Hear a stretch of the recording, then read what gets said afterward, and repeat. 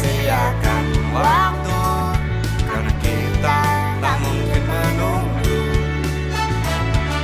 Jangan sampai masa dewasamu percuma dan tak berguna.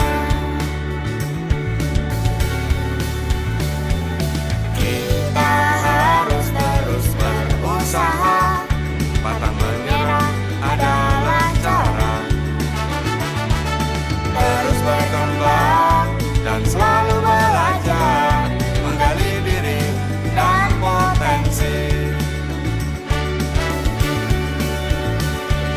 Jangan sia-siakan waktu, karena kita tak mungkin